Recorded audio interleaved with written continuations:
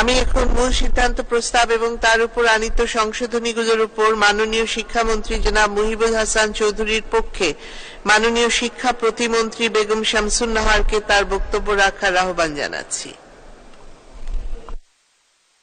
মাননীয় স্পিকার, সিদ্ধান্ত প্রস্তাব উত্থাপনকারী নাটোর ৪ থেকে নির্বাচিত মাননীয় সংসদ সদস্য জনাব মোহাম্মদ সিদ্দিকুর রহমান পাটোয়ারী এবং এই প্রস্তাবের বিপরীতে সংশোধনী উপস্থাপনকারী মাননীয় সদস্যদের আন্তরিক ধন্যবাদ জ্ঞাপন করছি। আমি মহান সংসদের সদয় অবগতির জন্য আনন্দের সঙ্গে জানাচ্ছি যে ভিশনারি রাষ্ট্রনায়ক মাননীয় প্রধানমন্ত্রী জননেত্রী শেখ হাসিনার প্রাজ্ঞ নেতৃত্বে দেশের প্রতিটি উপজেলায় একটি করে টেকনিক্যাল স্কুল ও কলেজ টিএসসি স্থাপনের কাজ চলমান রয়েছে।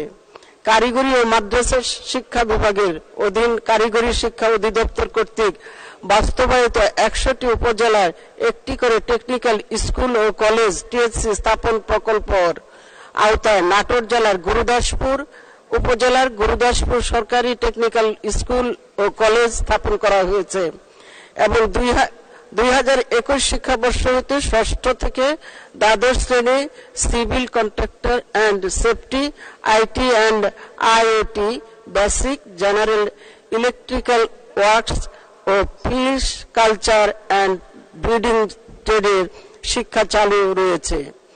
নতুন প্রকল্পের আওতায় উপজেলা পর্যায়ে ৩২৯টি টেকনিক্যাল স্কুল ও কলেজ নির্মাণ প্রকল্পে নাটোর জেলার বড়াইগ্রাম উপজেলার একটি টেকনিক্যাল স্কুল অ্যান্ড কলেজ নির্মাণের প্রস্তাব ডিপিপিতে উল্লেখ রয়েছে। সে মোতাবেক উক্ত উপজেলার একটি টেকনিক্যাল স্কুল ও কলেজ নির্মাণের লক্ষ্যে প্রাথমিকভাবে ভূমি নির্বাচন করার প্রস্তাব ১৩ জুন ২০২২ ও ১৮ জানুয়ারি ২০২৪ তারিখে জেলা প্রশাসক ও উপজেলা নির্বাহী অফিসার বরাবর পত্র প্রেরণ করা হয়। স্থানীয় প্রশাসক হতে প্রস্তাব পাওয়া যায়, সাথে সাথে টিএসসির স্থাপনের কার্যক্রম শুরু করা হবে। আমি মাননীয় সংসদ সদস্যকে স্থানীয় জনপ্রশাসনের সঙ্গে যোগাযোগ করে জমি অধিগ্রহণের প্রক্রিয়া দ্রুত করার জন্য অনুরোধ করছি। এমত অবস্থায় আমি সিদ্ধান্ত প্রস্তাবটি প্রত্যাহার করার জন্য মাননীয় সংসদ সদস্য জনাব সিদ্দিকুর রহমান পাটোয়ারীকে অনুরোধ করছি। ধন্যবাদ মাননীয় স্পিকার। ধন্যবাদ মাননীয় প্রতিমন্ত্রী। মাননীয়